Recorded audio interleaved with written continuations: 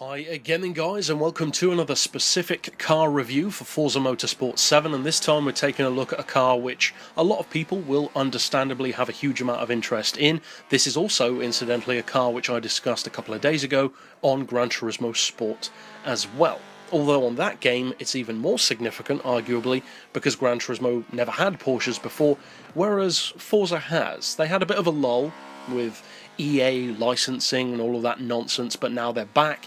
We've got the 919 Hybrid, and understandably a lot of people are over the moon to get the opportunity to drive not just a fast Porsche Le Mans car in general, but one which has more significance than many others because it actually won the Le Mans.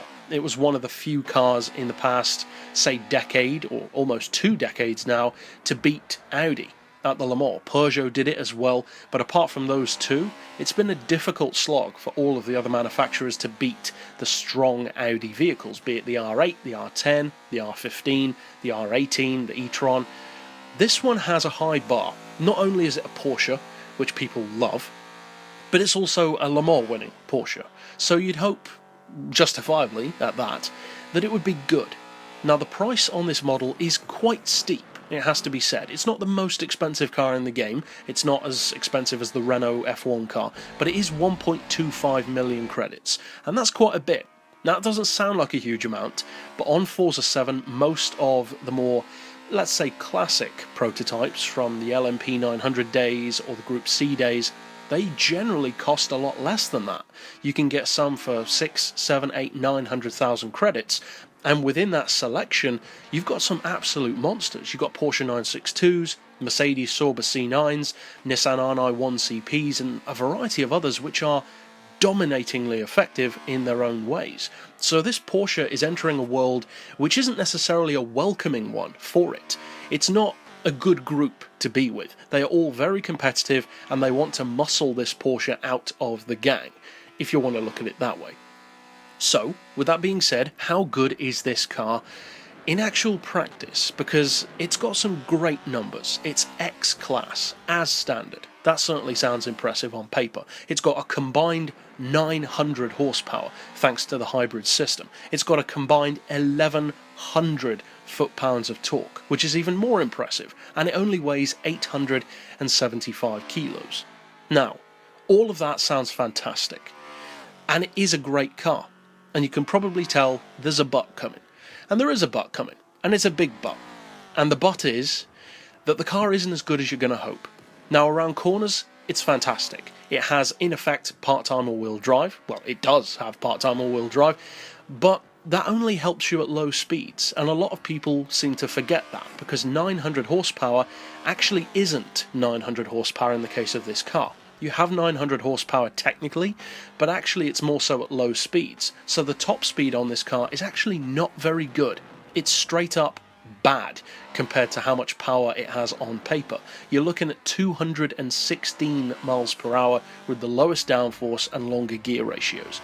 You can get a couple of fractions higher than that, and of course with draft you can get a little bit higher again.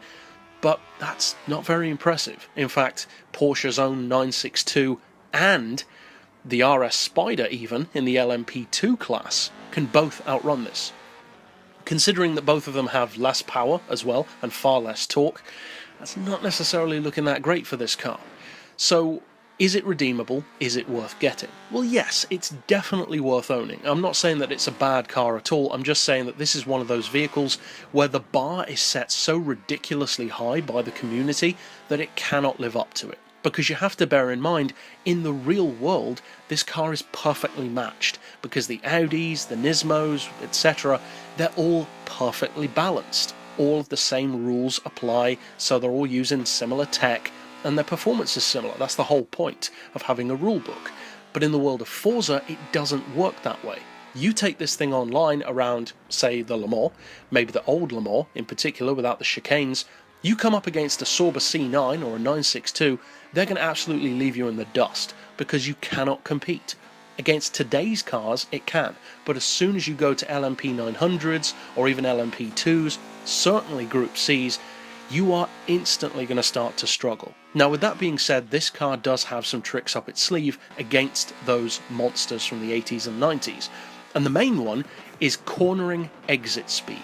Now, having that part-time all-wheel drive from the hybrid system allows you to get more of the power down, give it more throttle, without needing to worry at all about spinning out. And I mean at all. You can full-on belt it out of a corner in this car, and it will pretty much save you just like an Audi Quattro would, or a Porsche 911 Turbo with the all-wheel drive, but better than those cars because it's a prototype.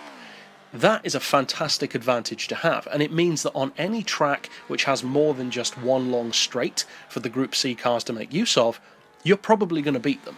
So as I said, I'm not hating on this car. You use it under the right circumstances, it will demolish most of the other cars on the track.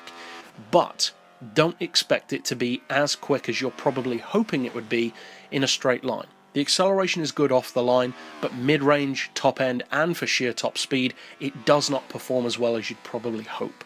So as long as you bear that in mind, and avoid tracks, and especially avoid rivals in particular, which are in those cars which can just easily outpace this thing, which is basically anything but the latest of modern LMP1s, and you'll do well. It's a very dominating car, and to be honest, I would also recommend not buying it. Now, if you are a Porsche fan and you want to represent the car, then of course you could get it as quickly as possible. But what I'd recommend doing, if you can stand the wait, because it's not an essential car to buy by any means, you can get by with plenty of others for a lower price. If you work through all of the career mode and win each of the trophies, you get new events unlocked. And for one particular endurance race, a 29 lap of the Le Mans, you can win this car for free. So I'd recommend, if you can stand the wait, as I did. I didn't buy this car, I waited to win it there instead, and I don't regret waiting. I had other cars to do the job, so if you can have the patience, that's the way I'd recommend doing it. But overall, it's a great car in its certain ways, and you certainly won't be disappointed if you are expecting the right things from it. But that's it for this pick overall. I'll see you guys next time, and as always, thanks for watching.